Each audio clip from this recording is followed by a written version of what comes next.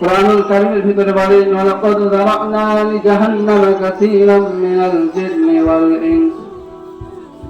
আল্লাহ তাআলা কুরআনুল কারীমের ভিতরে বলতেছেন আমি কিছু জিন আর মানুষকে সৃষ্টি করেছি জাহান্নামে যাওয়ার জন্য।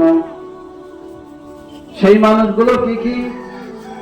লাহুম কুলুবুন লা ইয়াফকাহুনা বিহা লাহুম আ'য়ুনুন লা ইবসিরুনা বিহা ওয়া লাহুম আযানুন লা ইয়াসমাউনা বিহা। ওই সমস্ত মানুষগুলো হলো ওই ব্যক্তি যাদের আল্লাহ তাআলা অন্তর দিয়েছে, কলব দিয়েছে, কিন্তু সেটা তারা অন্তরে অনুভব করে না। আল্লাহ তাআলা বলতেছে ওয়ালাহুম আ'য়ুনুন লা ইবসিরুনা বিহা, তাদের চোখ আছে কিন্তু চোখ দিয়ে তারা দেখে না।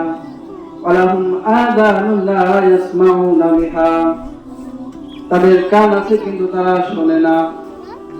আল্লাহ তাআলা কোরআনে বলতেছে উলাইকা কাল আনআম, এই সমস্ত মানুষগুলা হলো পশুর মতো।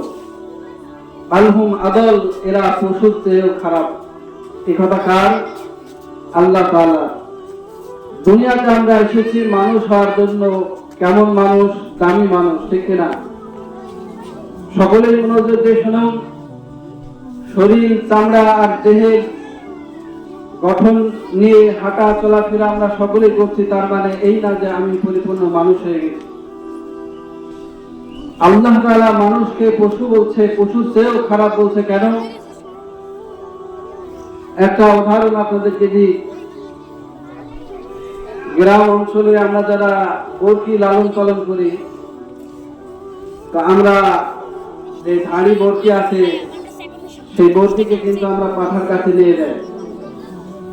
পাঠার কাছে কেন নিয়ে যাই? কারণ তার প্রয়োজন।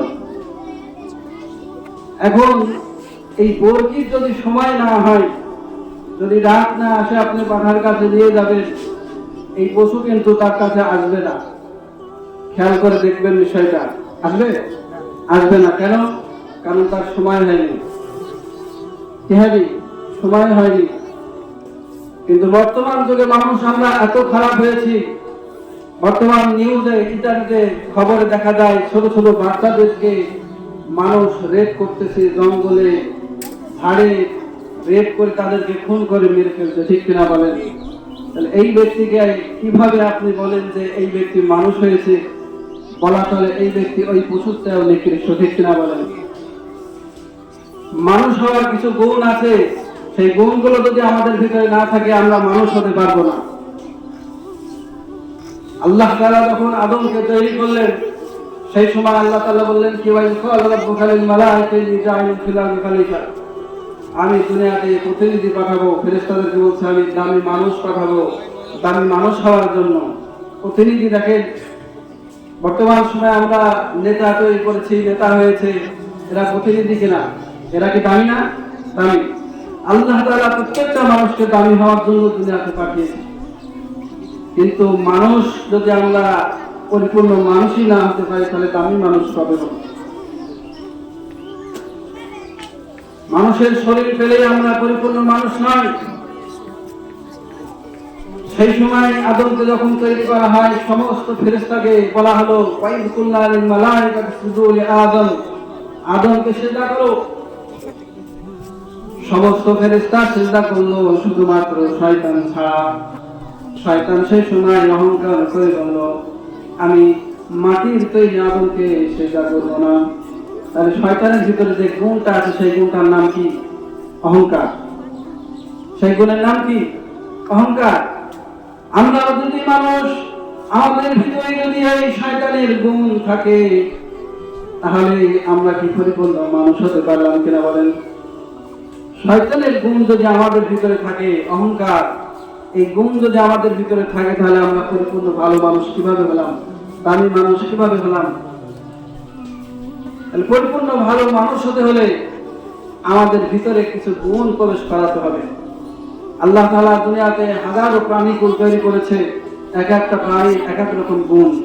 কুকুরের এক গুণ, ছাগলের এক গুণ, গরুর এক গুণ, পাখির এক গুণ, ঠিক সেই রকম ভাবে ভালো মানুষেরও কিছু গুণ আছে। এই গুণগুলো যদি তার ভিতরে না থাকে তাকে মানুষ বলা যাবে না। আল্লাহ তাআলাই বলেনি, আল্লাহ তাআলাই বলছেন কোরআনুল কারীমে, আল্লাহ তাআলা ওই ব্যক্তিকে পশুর থেকে খারাপ বলতেছে, যেটা উদাহরণ আপনাদেরকে দিলাম। এজন্য আমরা দুনিয়াতে এসেছি দামি মানুষ হতে, পরিপূর্ণ সুন্দর মানুষ হওয়ার জন্য, ভালো মানুষ হওয়ার জন্য। কিন্তু বর্তমান সময়ে আমাদের ভিতরে অহংকার সর্বোচ্চ বেশি চলছে। বর্তমান সময়ে আমাদের সমাজে জিনা ব্যভিচার বেশি চলছে। বর্তমান সময়ে আমরা সব খারাপ কাজ করতে দিয়ে একদম অঢল ভাবে, কোনো হিসাব নিকাশ নাই, কিন্তু আমরা মনে করতেছি যে আমরা মানুষ হয়ে গেছি। না, যদি আপনার ভিতরে মানুষ হওয়ার গুণ না থাকে তাহলে আপনি পরিপূর্ণ মানুষ এখনো হতে পারেননি। মানুষ হওয়ার গুণ হলো আপনাকে অহংকার মুক্ত হতে হবে, হিংসা মুক্ত হতে হবে, দুনিয়ার লোভ মুক্ত হতে হবে। আপনার ভিতরে রাগ থাকা যাবে না। আল্লাহ তাআলা কোরআনুল কারীমে বলেছে, ওয়ালা তামশিল মারহা, জমিনে তুমি দাম্ভিকতার সঙ্গে চলাফেরা করো না, অহংকার করো না। এটা আল্লাহ তাআলার হুকুম। তাহলে দামি মানুষ হতে হবে, আমাদেরকে সকলকে চেষ্টা করতে হবে দামি মানুষ হওয়ার। আমরা মনে করতেছি যে আমাদের সময় শেষ, দামি মানুষ মনে হয় আর হওয়া যাবে না, ঠিক কিনা? আমরা অনেক ইতিহাস শুনেছি, আল্লাহ তাআলা তাদেরকে কেমন দাম দিয়েছে দুনিয়াতে। দেখেন, একটা ঘটনা বলি, হযরত ইব্রাহিম আদম মালকি বাদশাহ, তিনি বাদশাহ হওয়ার পরে তিনি যখন আল্লাহ তাআলাকে গাওয়ার জন্য জঙ্গলে চলে গেলেন, এত দামি মানুষ হলেন, আল্লাহ তাআলা তার নাম কিয়ামত পর্যন্ত দুনিয়াতে রেখে গেছে। বলেন সুবহানাল্লাহ। কিয়ামত পর্যন্ত আল্লাহ তাআলা তার নাম রেখে দিয়েছে। কেন? কারণ সে দামি মানুষ হয়েছে। আল্লাহ তাআলা বলছেন, আমি তোমাকে দুনিয়াতে পাঠিয়েছি তুমি দুনিয়া কামাই করার জন্য নয়, তোমাকে দুনিয়াতে পাঠিয়েছি দুনিয়া হাসিল করার জন্য নয়, দুনিয়াকে উদ্দেশ্য করে আমাকে তুমি আমার জন্য তুমি কাজ করো, তুমি দামি মানুষ হও, তুমি আল্লাহকে চাও, আমাকে চাও, এজন্য আমি তোমাকে দুনিয়াতে পাঠিয়েছি। কিন্তু আমরা মানুষ দুনিয়াতে এসে আল্লাহকে ভুলে গিয়ে শুধু দুনিয়ার পিছনে ছোটাছুটি করতেছি। আল্লাহ তাআলা বলতেছে, একটু খেয়াল করে দেখো, পুরা দুনিয়ার সমস্ত জিনিস, চাঁদ, সূর্য, গ্রহ, তারা, নক্ষত্র, জমিন, সমুদ্র, মাটির নিচের যত খাদানা, পানি, সোনা দানা, সমস্ত কিছু আমি আল্লাহ বান্দা তোমার জন্য তৈরি করেছি। তুমি শুধু আমার হও, সমস্ত সম্পদ আমি তোমার পায়ের নিচে রেখে। বলেন সুবহানাল্লাহ। বান্দা তুমি আমার হও, সমস্ত সম্পদ আমি তোমার পায়ের নিচে রেখে দেবো। পায়ের নিচে দেখো আমি রেখে দিয়েছি সমস্ত সম্পদ, কিন্তু আমাদের পায়ের নিচে এখনোই আছে। জমিনের নিচে যত সম্পদ আছে, জমির থেকে যত শস্য ফসল উঠে, এই সমস্ত সম্পদকে আমাদের পায়ের নিচে না। আল্লাহ তাআলা মানুষকে কত দামি করে তৈরি করেছে, কিন্তু মানুষ দিন দিন যে খারাপ পর্যায়ে চলে যাচ্ছে। এইভাবে যদি খারাপ হতেই থাকে, মানুষের ভিতরে আর মনুষ্যত্ব থাকবে না। মানুষ শুধু নামে থাকবে, কামে থাকবে না।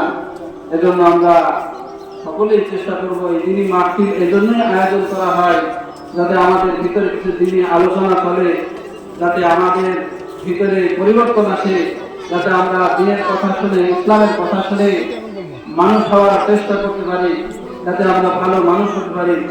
আল্লাহ পাক রব্বুল আলামিন আমাদের সকলকে দুনিয়াতে পাঠিয়েছে এই ভালো মানুষ হওয়ার জন্য। আল্লাহ তাআলা যেন আমাদের সকলকে এই ভালো মানুষ হওয়ার তৌফিক দান করে। সকলে বলে আমিন। আসসালামু আলাইকুম ওয়া রাহমাতুল্লাহ।